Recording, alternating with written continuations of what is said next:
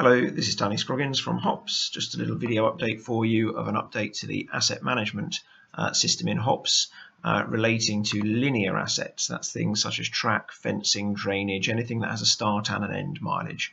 Not things that are fixed in position like a signal that's at a mileage or a set of points, and not rolling stock that moves up and down.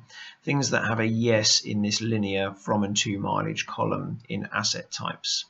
If it doesn't have a yes, if you go to edit, you can set the behavior of the asset type, special behavior, to linear. And this change relates to being able to break assets down into to and from mileages for the purpose of recording attributes about them. We'll move on to defects and maintenance tasks and things in the future, but the first step is recording the attribute. So here's my asset register for permanent way, and you can see I've got, what have I got here? An asset for every half a mile.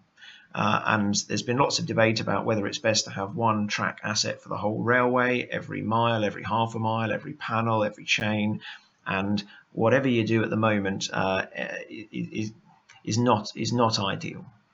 So I'll have a look at one of these assets.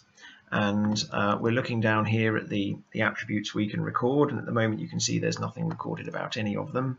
So I'll go to asset details, where previously I would have been able to record information about the asset only once. You'll see now I've got a from and to mileage box for each of the things I can record that relate to linear properties like rail type, for example. They're all set to 1 mile 40 to 10 miles 50 at the moment. That's the default, and that's because that's the mileage of the asset. So the default is one record for the whole asset, and that's what existing records have been set to that are already in. But we're going to say, for example, that from 1 mile 40 to 2 miles 50, it's 85-pound bullhead rail. And then I'll go add new rail type record, and another set of boxes will appear. And I'll go from 2 miles 50 to 9 miles 10, and we'll say that's 110 pounds rail. And then I'll add one more. I'll go from 9 miles 10 to 10 miles 50 to the end of the asset, and I'll say that that is 113 pounds rail. And I'll press save. And now you'll see on the overview screen here, it's broken it down into the 3 different parts of the asset that I specified. And I don't have to use the same boundaries for each attribute. I can pick different boundaries. If I do sleeper type, for example, I don't have to go 1 mile 40 to 2 miles 50 just because I used it up there. We'll go 1 miles 40 to 5 miles 79, and we'll say they're wooden sleepers. And then we'll go from 5 miles 79 to 10 miles 50, and we'll say that they're concrete sleepers. So you can use different boundaries for each attribute that you're putting on the asset.